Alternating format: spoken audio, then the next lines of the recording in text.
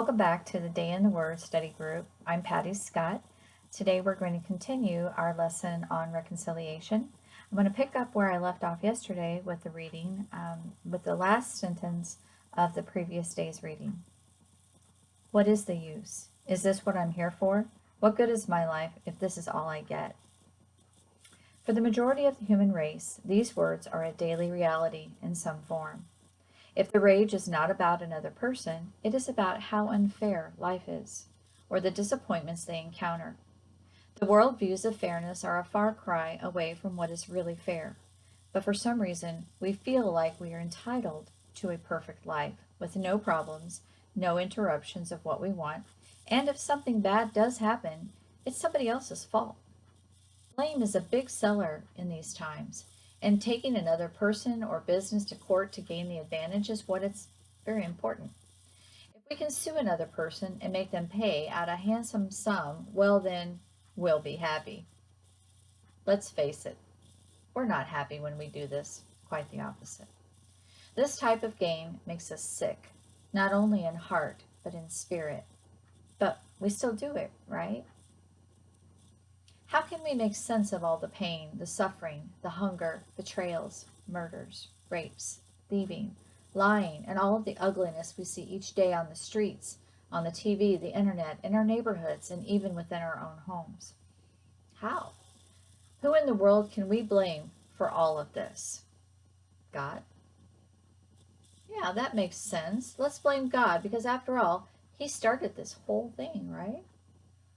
But wait, I don't believe in God. So I have to blame somebody else. So I choose you. After all, I blame you. I choose to never, never, never forgive you for what you've done, even if you got down on your knees and begged me. Nope, not for you, because you are lower than a snail and much slimier. Not only that, but I'm going to trash you to everyone I know and never let you forget it. Never. Sound familiar? Have you ever been the person on the receiving end of this kind of rage? Would you like to hear some good news for a change? Something that might be a game changer for you? Not only now, but in the eternity to come. Let's take a walk for a while and listen to some stories. And then I'll tell you mine. Long ago, there were two young men by the name of Cain and Abel. You may have heard of them. They were the first two sons of Adam and Eve way back in the beginning of mankind, as told in the Bible in the book of Genesis, chapter 4. The idea of rage is not new. No, not at all, because Cain raged against his own brother because Abel gave a better sacrifice than he did. He was so angry that he killed Abel for it. Do you think that he was afraid after he saw what he did? Sure he was. But he wasn't so sorry about what he did. He was afraid of what God would do to him. Wasn't he deserving of death after what he did to Abel? What happened after that? The story in Genesis 4, verse 9, goes on to say that God approached Cain and asked him where Abel was. Cain first denied he knew where Abel was and smartly said to God, I don't know. Am I my brother's keeper? Have we done this also? When God called Cain out and told him, What have you done? The voice of your brother's blood cries out to me from the ground. Then God cursed the ground so it would not yield its strength to him, and then set him out to be a fugitive and a vagabond. God didn't give Cain what he deserved. He gave him grace. But Cain still had a price to pay. Cain was thinking of himself when he said, My punishment is greater than I can bear. Was it? Was Cain's punishment worse than what he did to Abel? When Cain said, You have driven me out from the face of the ground, I shall be hidden from your face, I shall be a fugitive and a vagabond, and it will happen that anyone who finds me will kill me. So what did God do? The Bible goes on to say that God put a mark on Cain to protect him, and set vengeance on anyone who would kill Cain sevenfold. Did the scriptures say that Cain asked for forgiveness? Did he seek reconciliation with Abel for killing him? Well, no, he couldn't. Abel was dead. So who could he seek reconciliation with? God? Who do you think Cain was really mad at?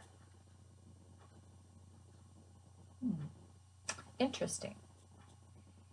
So in the very beginning, we're talking back in biblical times, there was still rage and there was still murder. There was still people being unkind to one another and trying to get out of the blame. Don't we do that today?